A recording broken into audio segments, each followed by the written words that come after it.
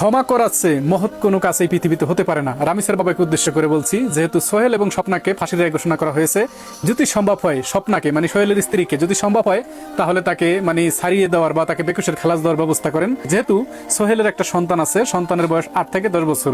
এখন সোহেল এবং তার স্ত্রী যদি মাফ করে দেওয়াটা হইলো পৃথিবীর সর্বশ্রেষ্ঠ একটা ইবাদত। লামিসার বাবা চাইলে এই বাচ্চাগুলার মুখের দিকে তাকিয়ে তাদের ভবিষ্যতের কথা চিন্তা করে এই বাচ্চাগুলার মাকে অন্তত মাফ করে দিতে পারেন। আচ্ছা, এই দুই ভাইয়ের তো কথা শুনছেন, অনেক দুই ভাইয়ের উদ্দেশ্যে আমি কইতেছি কি ও ভাই, ভাই আবেগ দিয়া কথা কইলে হয় না, বিবেক দিয়া চিন্তা করে কথা কেন বুঝছেন। এই শরীর রানার যে পোলা আছে, পোলা এমনিই মা ছাড়া। এই স্বপ্না খাতুন এই পোলার মা না। অন স্বপ্না খাতুনের ঘরে পোলা না আছে কিনা সেটা জানি না আমি। যদি থাকেও থাকে হেগুনেরা কেউ না কেউ ফালবো, কেউ না কেউ ফালবো।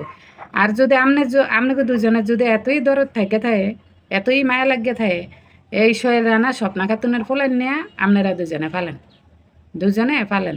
শুনেন, আবেগ দিয়া কথা কেন না, বিবেক দিয়া চিন্তা করেন। এই রামিসার জায়গায় যদি আপনার সন্তানের লগে এরকম হইতো, এই শোয়ের রানা স্বপ্না খাতুন যদি আপনার সন্তানের লগে এরকম করতো, দুনিয়ায় উল্টে যেত, তবুও আপনি মাফ করার কথা মুখে আনতেন না। নিজের বেলায় 16 আনা, অন্যের বেলায় 4 আনাও না, বুঝছেন। আপনি নিজের বেলা হইলে কোনো দিন এই কথা কইতেন না যে স্বপ্না খাতুনে মাফ করে দিত। স্বপ্না খাতুনে মাফ করার কোনো প্রশ্নই উঠে না। স্বপ্না খাতুনে মাফ করে দেওয়ার মানে হইল যারা অপরাধী করে সহযোগিতা করে এগুলো সুযোগ করে দেওয়া।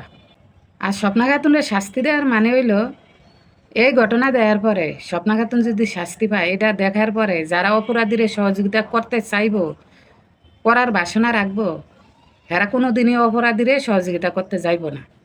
যাওয়ার আগে হেরা ভাববো যে অপরাধ যে করে, অপরাধীরে যে সহযোগিতা করে, দুজন সমান অপরাধী, দুজনের সমান শাস্তি হইব। এতে করে দেশ থেকে অপরাধ কমবো, দেশের তেন অপরাধ কমবো। আপনারা কোন বিবেকে এই কথাটি কইতেছেন? সোহেল রানার সন্তান থাকে সোহেল রানার বাবা মার কাছে, ওর ভবিষ্যৎ আল্লাহর হাতে। ও যদি ব্যাগকে মিলে দোয়া করেন যাতে সোহেল রানার সন্তানরা সোহেল রানার মতো এমন অমানুষ না হয়, হ্যাঁ যেন মানুষের মতো মানুষ হয়। এমনিই তো সন্তান মার কাছে নাই। আর আমনেগো আঙ্গ মতো কিছু মানুষ আছে এরকম অপরাধী করে নিয়ে উস্কানিমূলক কথা কই, ওয়া অপরাধী করে আরো করে দেই। এগুলা কোনো সময় করেন না আল্লাহর হস্তে। অপরাধীর সাপোর্টে কথা কইেন না। নিজের বেলা নিজেরে দিয়া ভাইবেন। যদি এই ঘটনাটা আমার লগে হইতো, বা আমার সন্তানের লগে, আমার বোনের লগে, ভাইয়ের লগে, মানে আমার পরিবারের কে লগে যদি হইতো, তাইলে আমি কি করতাম? নিজেরে দিয়া ভাইবেন, ভাইবা তারপরে কথা কইন। অপরাধী যেই হোক, হোক আপনার বাপ মা, আপনার সন্তান, ভাই, স্বামী, অপরাধী যেই হোক, আপনার পরিবারের, আপনার যত আপনজনই হোক, অপরাধীর বিরুদ্ধে খারাইবেন। অপরাধীর পক্ষ নিয়েন না, অপরাধীর পক্ষ নিয়ে কোনো কথা কয়েন না।